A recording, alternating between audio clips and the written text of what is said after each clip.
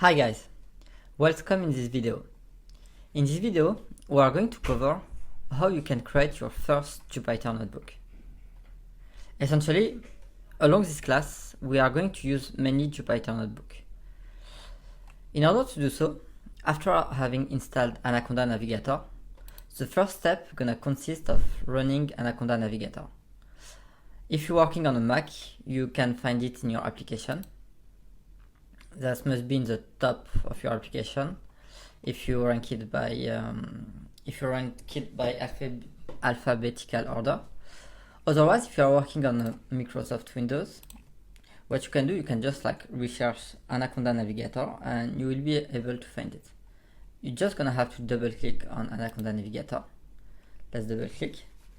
And once you have clicked on it, a window gonna pop up with your Anaconda Navigator.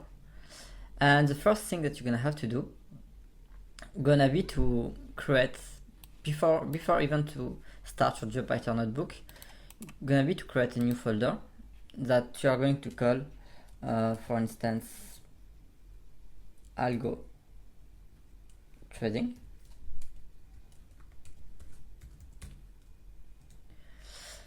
And once you have created your new folder, what we are going to do, we are going to launch our first Jupyter Notebook. If you look at Anaconda Navigator, you have different possibilities. You can use Jupyter Lab, PyCharm, Spider. You can just use a console which is going to use your GUI. But what we are going to do here and along this class is going to be to use Jupyter Notebook, which means that you're going to need to launch Jupyter Notebook. And once you have launched your Jupyter Notebook, the window that you're gonna get is gonna be this one. Inside this window, you're gonna be able to find all the different folders that you have inside your computer. In our case, we are going to go inside our desktop and the folder that we have created 1 minute ago, and go inside it and create our new Jupyter Notebook using Python 3. Once you have created your first Jupyter Notebook, the first thing that you can do, you can rename it. For instance, you can call it My First Notebook. Rename it. And you can start typing your first checking function, typing for instance 1 + 1. You can have 2. As you can see, you have multiple details. First of all, here is what you are typing, which means your entry data, your entry code, and here your output. And one of the advantages of using Jupyter Notebook is because you can have access directly to your outputs. Because otherwise, if you use, for instance, PyCharm, you're gonna have to call print in order to have the results. And if we type print, you're gonna see that we can have the result by the same way.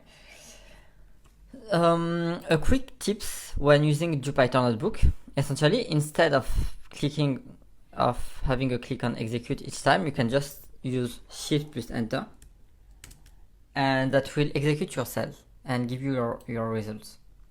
Other tips that you can also add when using Jupyter Notebook is the fact to be able to detect if you have a string or if you have a float, but we're gonna be back on it later. For instance, as soon as you have a string, which means a chain of characters or text, as you can see, that's gonna be highlighted in red on Jupyter Notebook, which means here, if you type what type of data do we have here, you can see that we have a text.